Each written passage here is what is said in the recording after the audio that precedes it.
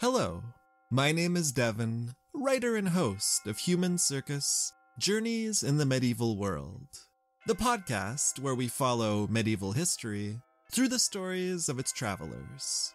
There are Franciscan monks going overland to visit the Mongols, Florentine silk merchants at the Sultan's court in Cairo, Abbasid envoys observing Viking funerals, and a medieval bestseller, an English knight who perhaps didn't exist at all. There's Prester John, and there's dog-headed men, and there are accounts of the miraculous and the strange. For those stories and more, join me on Human Circus, Journeys in the Medieval World.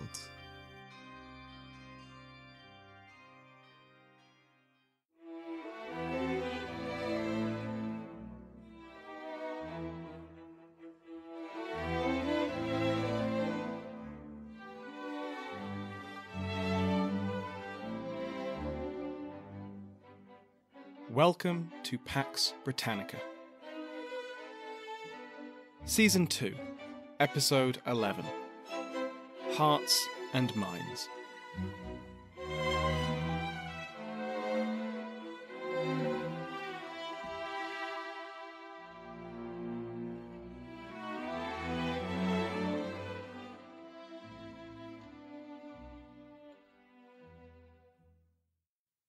Welcome back to Pax Britannica. I'm your host, Samuel Hume. Last time, we looked at how Charles I and his court tried to prepare for a new war with the Covenanter Scots. A parliament was summoned in both England and Ireland. The Irish Assembly granted the king taxation and condemned the rebels. The English dragged their feet, insisting that they had grievances that must be addressed. After all, it had been 11 years since the last English Parliament, and during the personal rule, the king had resorted to unpopular and outright illegal practices to govern. Worse for Charles, several leading critics of his regime in Parliament were openly sympathetic to the Covenanters, both because they agreed with their aims and because they were a useful vehicle for constitutional reform in England. Despite being promised some concessions, the English Parliament did not grant Charles taxation, and the king dissolved the body after only 3 weeks. This was the Short Parliament. The sympathy of the Puritan opposition for the Covenanters was hardly a secret, and their collaboration with the rebels was suspected. The day after the dissolution, royal agents ransacked the rooms of several of the leading critics in both the House of Lords and the House of Commons, and their names will be familiar. The Earl of Warwick, Lord Brooke, Viscount Say and Seeley in the Lords, and John Pym, John Hampden, and Sir Walter Earle in the Commons. However, if they were collaborating with the Covenanters at this stage, they'd kept the evidence well hidden, as nothing was found and the men were not imprisoned for treason, despite what the rumour mill claimed at the time. But Parliament was not the only assembly which had gathered in April 1640. As tradition dictated, a convocation of the Church of England had met. Tradition also dictated that when Parliament was dissolved, so too was the convocation, but what use is tradition if you can't ignore the inconvenient bits? Charles kept the convocation in session until it confirmed 17 new canons, church laws. If you recall last time, one of the proposed concessions that the king was willing to make in return for taxation was to prevent the convocation from doing exactly this. These new canons were certainly a product of their time, based on the events of the personal rule as well as the Scottish reaction to them. They made it expressly clear that the king's authority was sacrosanct. At least 4 times a year, clergy were to declare the divine right of kings. Bearing arms against royal authority for any reason was not only treason, but bordering on blasphemy. It also demanded that Charles's subjects defend the realm when called upon. They also confirmed many of the Laudian reforms, such as relocating the communion table and railing it off. One canon urged the clergy to crack down on Catholicism and popish superstition, but another applied the same to Puritans. Once again, the official view of Puritans as just as bad as Catholics was made clear to all. Both threatened the hierarchy of the Church, and both led to unrest and harmed the common weal. Naturally, this was not a comparison that the hotter sort of Protestant enjoyed. Canon 6 was perhaps one of the most controversial. Clergy were required to swear an oath by the 2nd of November that year to show they approved of and would defend the church organisation as it currently stood. The doctrine and the discipline of the Church of England, the oath stated, were necessary for salvation. To no one's surprise, the Puritans were incensed by the canons, but so were many conformists, especially over Canon 6. Across the kingdom, ministers publicly criticised the oath. It had been long-standing doctrine that only the discipline demanded by Scripture was necessary for salvation. Everything else could, and often should, be changed or removed. Now they were expected to swear an oath that the discipline, including the Laudian reforms which had no scriptural basis, was itself sacrosanct. It was also argued that this canon effectively placed the church hierarchy above the king, undermining the royal supremacy. What followed was widespread unrest and disobedience to state authority. Sometimes this was relatively peaceful, such as a gathering of clergy in Kettering on the 25th of August. They agreed that they would not take the Canon 6 oath. At other times, it was anything but peaceful, such as on the 11th of May, when hundreds of apprentices formed a mob and armed themselves with whatever crude weapons they could find. They marched to the beat of a drum, all good mobs need a drummer, and stormed Lambeth Palace, the London residence of the Archbishop of Canterbury. The mob was looking for the current holder of that office, William Laud, but Laud had rather sensibly sailed down the Thames to safety an hour before. Drumming mobs of youths are not the most subtle of things, and the Archbishop would have had plenty of warning. The gathering had also been arranged through printed leaflets, scattered throughout London, so it was hardly a bolt from the blue. The mob dispersed after a few hours of roaming the palace and presumably made off with quite a bit of loot. They ominously warned that they would speak with the Archbishop one way or another. The government had other ideas. Over the next day, the ringleaders of the mob were arrested and imprisoned in Southwark Jail, which in turn led to another mob forming on the 13th, which stormed the prison to free their comrades. The reaction of the government to this jailbreak was harsh. One ringleader has the questionable honour of being the last person judicially tortured in England after refusing to confess. He was placed on the rack, the infamous device where a person's hands and feet are chained together at either end. The mechanism of the rack was turned, and the unfortunate victim was then stretched, leading to dislocated limbs and just a general agony. Not nice. Another ringleader was convicted for treason and faced the traitor's death, to be hanged, drawn, and quartered. That's possibly even worse. This was not the end of public opposition to the government, especially as the king tried to raise an army without parliamentary taxation. In Essex, one man was charged with saying if he were, quote, pressed for a soldier, the king should be the first that I would aim at. He was acquitted by the jury, which is perhaps itself a signal of how widespread opposition to the king was by this stage, at least in Essex. As we saw with the build-up to the First Bishops' War, many trained militiamen were unwilling to serve outside of their home counties, and instead they paid a fee. Their replacements were usually conscripted vagrants and other quote-unquote undesirables who had often never held a weapon before in their lives. Naturally, an army of conscripts and unwilling soldiers were just as likely to desert, or use their weapons on their own commanders as they were the enemy. Over 20 counties had mutinies from their militias. In June, a lieutenant was beaten to death by his own troops, and another lieutenant faced the same fate in July. These men were infamously cruel to their recruits and were also rumoured to be Catholic. These two cases were not the only occasions where religious feeling motivated violence from the royal army. Multiple churches were assaulted by soldiers in iconoclastic riots. Stained glass was smashed, communion rails torn out. At Radwinter Church, again in Essex, the soldiers did all of this and more. The images were removed, tied to a tree, whipped, and then carried 5 miles to a local town to be burnt in the square. The minister for this church was called Richard Drake, which is only relevant because they couldn't find him. So instead, the soldiers caught a male duck, ripped off the poor thing's head, and then threw it into the church.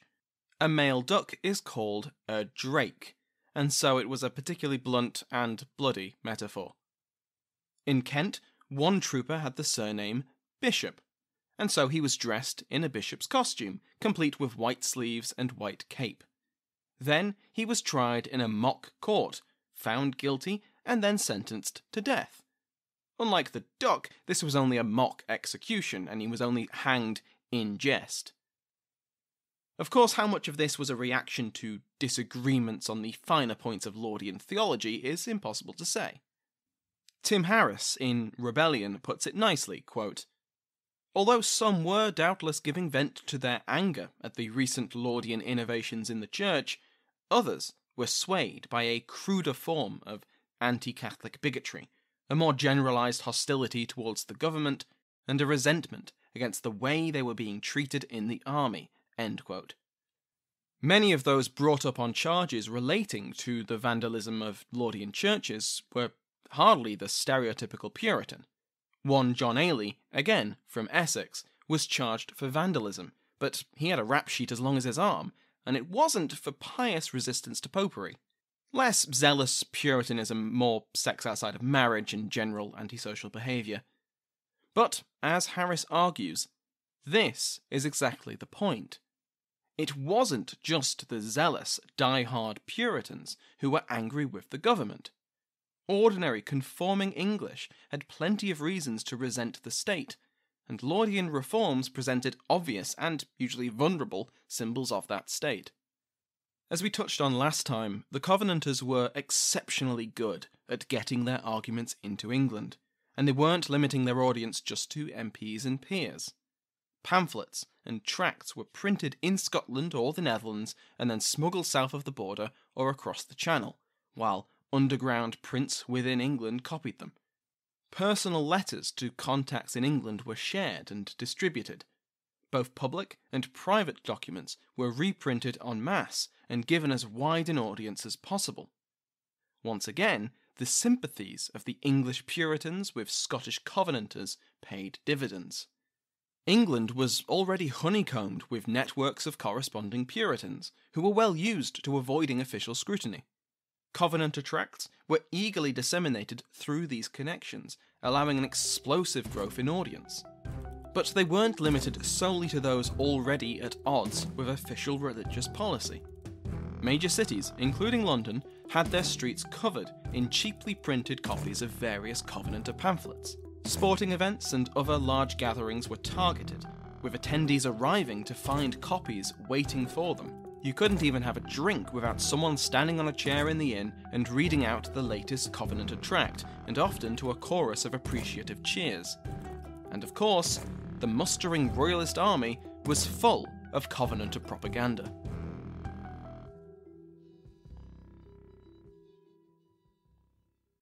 Bonjour, comment ça va? Happy New Year, everyone.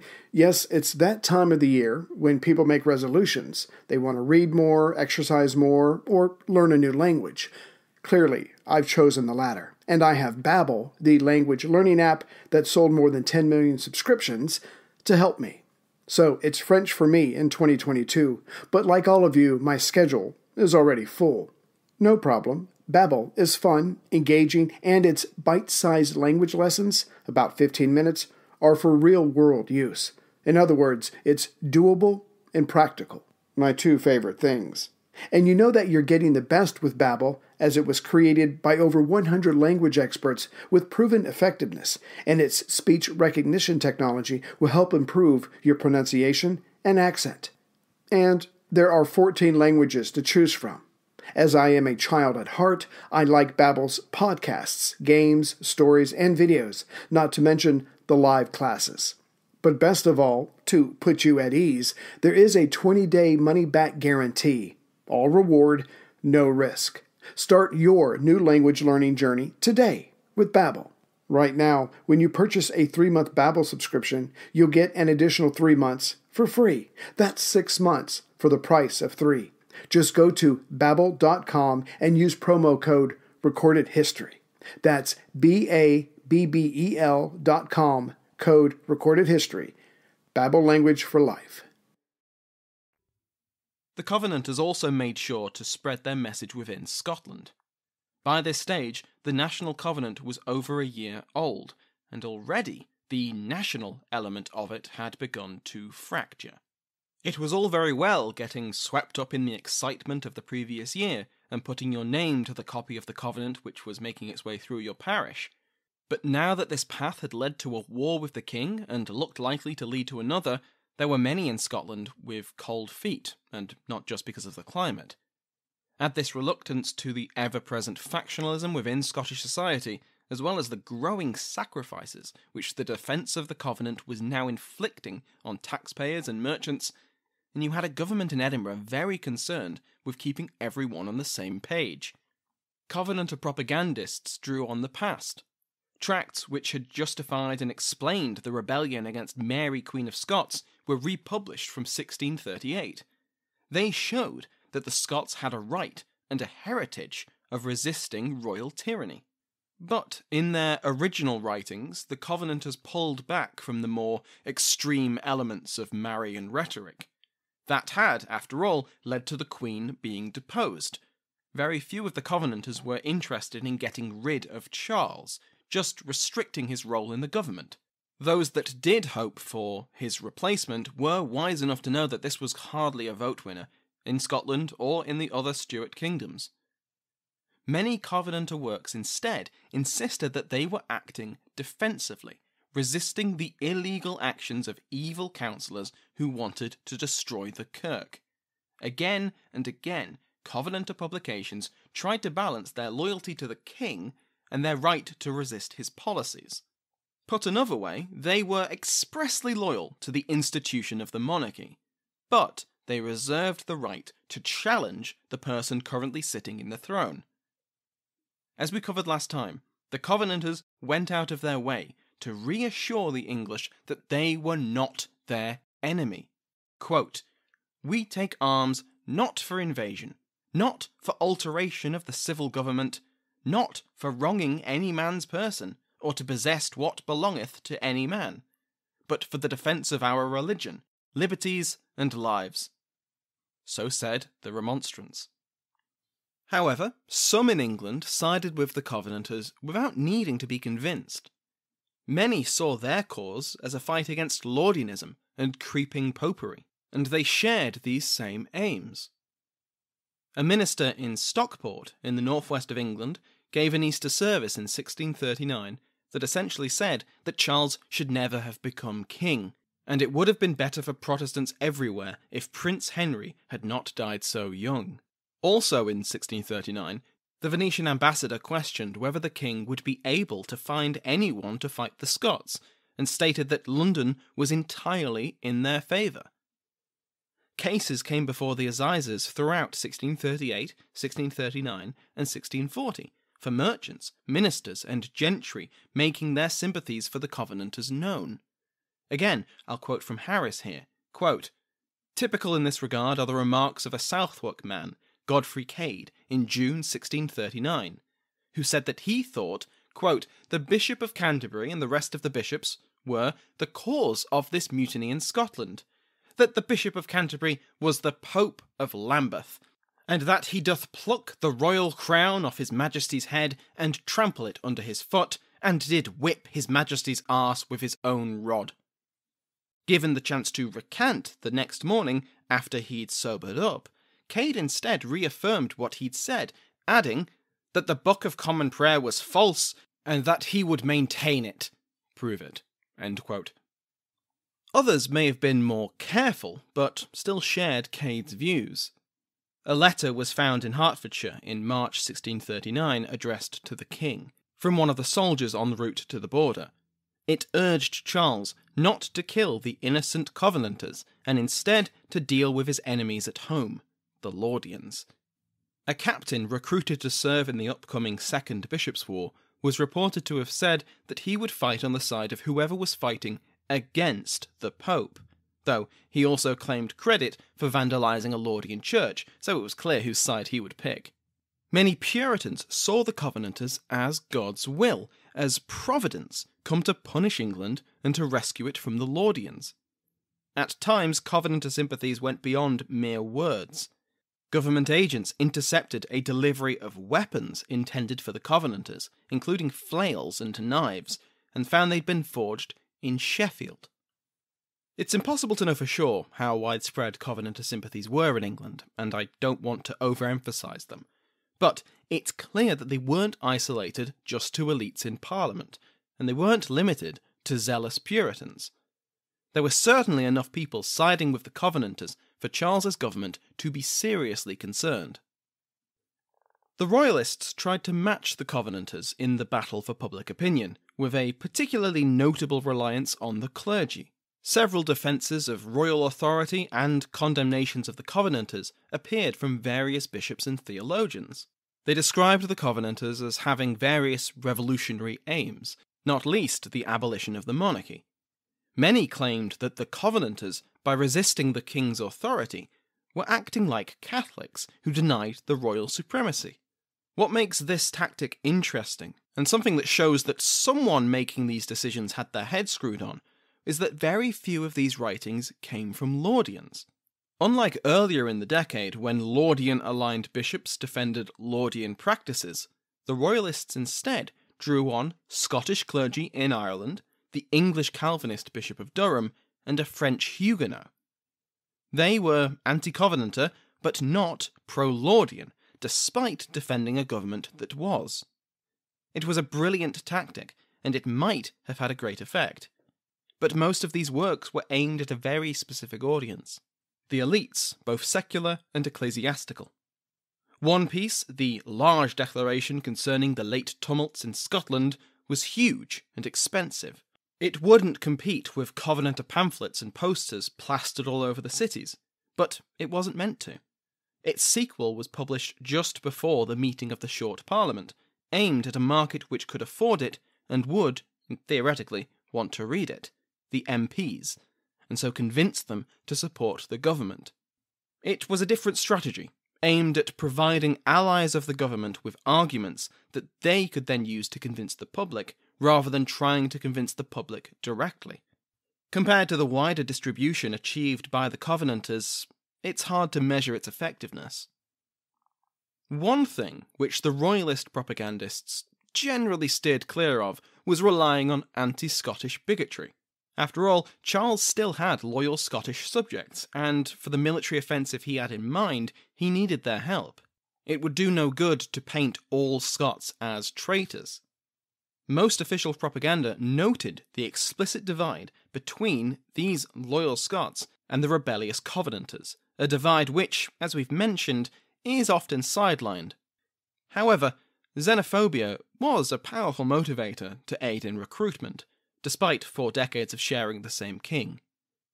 Laudian clergy, deprived of their role in the large-scale propaganda war, railed against the Scots from the pulpit, and printed anti-Scottish tracts were very popular. And so for those English soldiers who eagerly marched north, and there were some were motivated by a dislike of Scots. A Puritan diarist records how one soldier swore he wouldn't return home until he'd ripped out the heart of a Scot with his own hand. The diarist claimed that soldier had his arm permanently wounded as a sign of God's providence. A Royalist captain, Thomas Windbank, claimed that a contingent of troops sent to Berwick in June 1639 had, quote, hopes of robbing, fobbing, and scrubbing those scurvy, filthy, dirty, nasty, lousy, itchy, scabby, shitten, stinking, slovenly, snotty-nosed, logger-headed, foolish, insolent, proud, beggarly, impertinent, absurd, grout-headed, villainous, barbarous, bestial, false, lying, roguish, devilish, long-eared, short-haired, damnable, atheistical, puritanical crew of the Scotch Covenant." End quote. Now, isn't that a quote? I think it's more likely that Captain Windibank was venting his own dislike and brushing up on his vocabulary than he was merely recording the words of his troops. And, for what it's worth, I've lived in Scotland for many years now, and almost none of the Scots I've met have been shitten. Next time, the Royalists and Covenanters will meet in battle once again. For the first time in almost a century and a half, a Scottish army will invade England. The last time this had happened, in 1513, it had culminated in the Battle of Flodden, where the King of Scots had been killed and the Scottish army destroyed. This will not be the fate of the Army of the Covenant. Unfortunately, that time will be a few weeks from now. I've given it a lot of thought, but as you might have noticed, this episode has been a week late. I was rather proud that since beginning the second season of Pax Britannica, I'd managed to keep up with the target of weekly episodes. But it's become clear over the last month that I'm just getting burnt out. I've been trying to balance writing for the podcast with working on the PhD and getting less work done on both.